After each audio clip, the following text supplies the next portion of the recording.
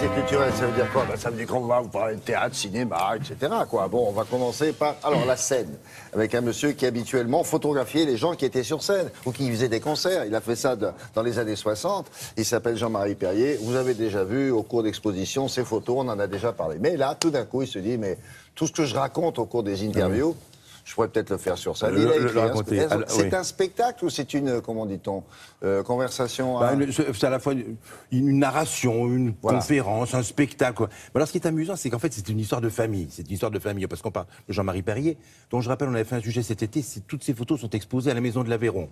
Il a donné toutes ces photos à vie. Là où il habite. Là où il habite. Il a donné toutes ces photos, sont exposées là-bas. Et alors, son spectacle, il le présente, c'est ça qui est amusant, important, au Théâtre de la Michaudière. Alors le Théâtre de la Michaudière, quand on est à Paris, un peu intéressé par la culture, on sait que ce fut la maison artistique d'un grand comédien, François Perrier, qui aurait 100 ans en 2019, qui était en 19, un comédien qui était formidable au cinéma, bien entendu, qui a joué dans beaucoup de rôles, et au théâtre en plus, peut-être même plus encore qu'au cinéma, puisque au théâtre, il joue aussi bien Molière que Anouilh, que Sartre, que André Roussin. Je veux dire, il passait la palette. C'est plus grand succès, effectivement. Il me semble qu'à la Michaudière, c'est Roussin. C'était Roussin, Gogol, il a fait, Bobos, il a fait Bobos avec Micheline Prel. Des pièces qu'il a jouées pendant... Il a joué pendant 1500 fois, je veux dire, ça fait 5 ans affiché au théâtre. Et quand vous regardez la bio de François Perrier, il y a quasiment une pièce toutes les années. Alors ce qu'il y a de beau, c'est que Jean-Marie Perrier vient jouer dans le théâtre de son père, qui était dirigé par... Son père a eu ses triomphes. Alors Pierre Freinet et Yvonne Printemps dirigeaient le théâtre. Il joue il joue pendant 4 lundis, puis après il va faire une tournée à travers la France. Et alors ce qui est encore de plus formidable, c'est que Jean-Marie Perrier, il a une sœur. Qui s'appelle Anne-Marie Perrier, qui a été la directrice en chef de Elle. Et la sœur de Jean-Marie Perrier, elle a un mari, si j'ose dire. Et le mari. Est-ce que tout le monde suit là? Oui, voilà. Alors Jean-Marie, la sœur, Madame Sœur. François Perrier le père. Jean-Marie le fils, il a une sœur, Anne-Marie. Anne-Marie a un mari. Alors c'est la femme actuellement, mon cher William, la femme la plus heureuse de Paris.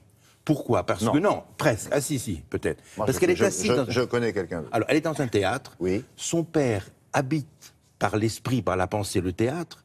Sur scène, tous les soirs dans le théâtre, il y a son mari qui joue Retrouvailles avec Marianne Chazelle, Michel Sardou, qui joue la pièce, et elle voit son frère aussi qui joue dans le théâtre en même temps, alors qui prend un spectacle, et les plus belles photos de Jean-Marie Perrier. Et Jean-Marie, il joue quoi? Il joue à 19h avant Oui, non, il joue le lundi soir. Il joue à 20h30 le lundi soir. Lundi qui vient, c'est la première. Le jour où il y a relâche de la pièce de Michel Sardou. Relâche du Le jour de relâche de Michel Sardou, c'est son beau-frère.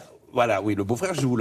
Et alors, le spectacle consiste des plus belles photos de Jean-Marie Perrier qui sont sur scène, et lui qui raconte librement comment ça s'est fait, comment Françoise Hardy, Lennon, Bardot, Sylvie Vartan. On va au théâtre de la Michaudière. Nous avons rencontré toute cette petite famille.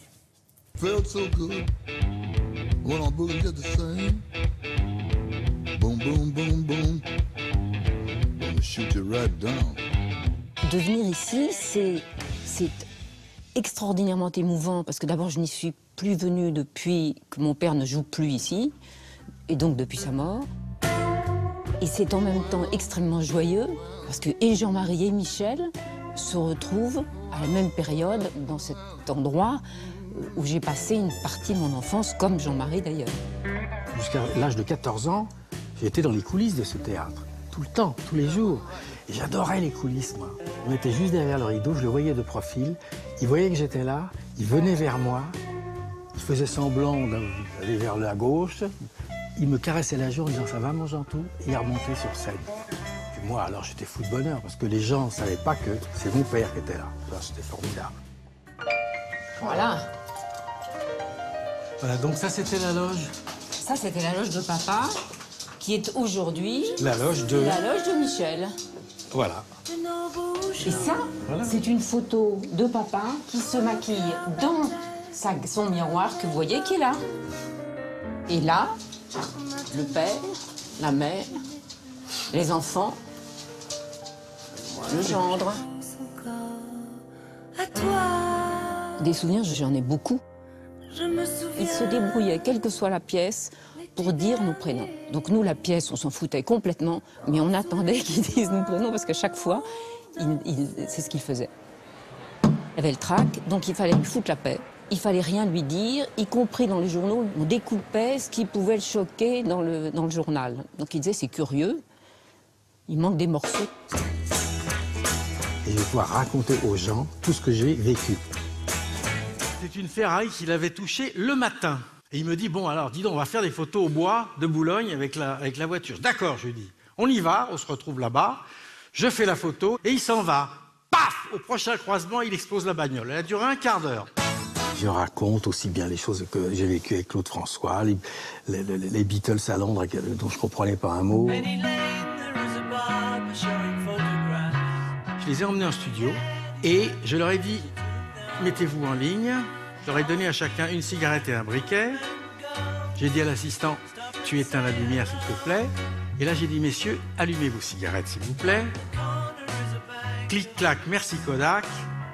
Tu rallumes s'il te plaît. Au revoir les filles. Ce qui était extraordinaire, c'est qu'en faisant les photos de ce journal, Salut les copains, il se trouve que je passais beaucoup plus de temps à vivre avec ces gens plutôt qu'à faire des photos. Parce que ce que je voulais, c'était vivre les moments. Donc au fond, j'ai plein de choses que j'ai vécues et qui ne sont pas sur les photos. Parce que je passais du temps avec eux pour rigoler, pour vivre, pour aider, voilà, c'était ça qui m'intéressait. Alors quand vous allez, c'est lundi prochain, rentrer sur scène, bien évidemment, est-ce que vous aurez le visage de François Périer devant vous? Bien sûr, je vais penser à lui. Je ne sais pas où il est, mais en tout cas, ce que je sais, c'est que s'il me voit, ça va quand même le faire marrer.